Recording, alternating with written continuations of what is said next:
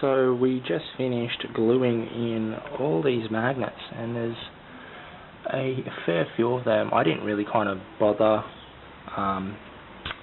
using a ruler or anything like that to kind of space them out. I just kind of freehanded on the drill press. You're not going to see it anyway. Yeah, there's probably about 80 magnets stuck in the back of this thing. I hope it's enough to hold it to the wall, but then again, it's probably not going to have anything too heavy on it. It's probably just going to be for maybe holding a few pencils and stuff like that, and a few rulers, and maybe, you know, a few keys, and maybe sit my phone on top of it. At least I know kind of where it is.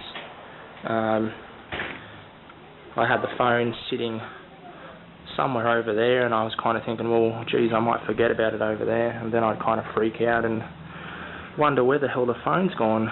So yeah, I spent the last probably 30 minutes just using this block of wood with the glue and a bit of screw, and just kind of dabbing the glue into it. You can see where I've started here, and you can see I've just finished this end here.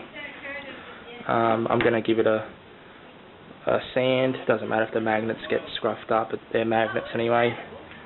And then I'm just going to kind of just do a light sand on it, and probably just maybe give it a coat of vegetable oil, or maybe some white paint on every side but the back. So yeah, so that's coming along. All this wood, this plywood, this 3/8 plywood came from a pallet, so it was all free. and all that I did was just purchase the magnets on eBay for I think about $1.50 Australian. So it was pretty much cheap as chips, the shelf, you know, under $2 basically. So yeah.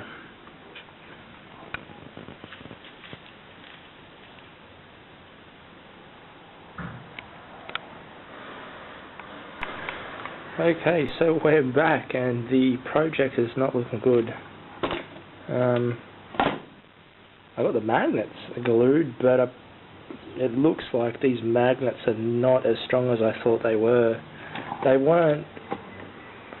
Well, I guess I probably should have checked the eBay listing before I bought them and kind of measured using my caliper to see what size they were. I thought they would be at least somewhat strong, but I guess being really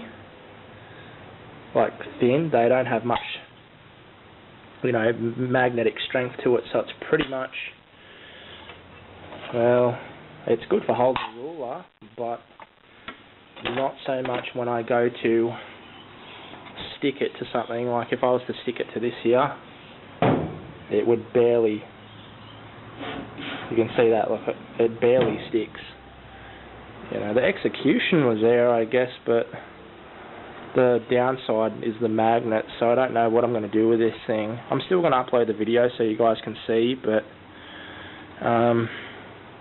I don't know what I'm going to do. Maybe I'll just kind of reverse it and maybe screw this to the wall and just leave the magnets on top, or maybe just kind of reverse it that way and whatever sticks to the front will stick to the front, so at least it's somewhat practical. But I guess I can always stick like my chuck key, well, even that won't stick, my chuck key, and you know, maybe a few odd bits and pieces that aren't incredibly heavy. But maybe I might order some larger magnets and actually check out the listing this time instead of just going off what I think it looks like or the size. So lucky it didn't cost me anything, maybe like $2.50 or something like that. Sorry, $1.50 the magnets cost me.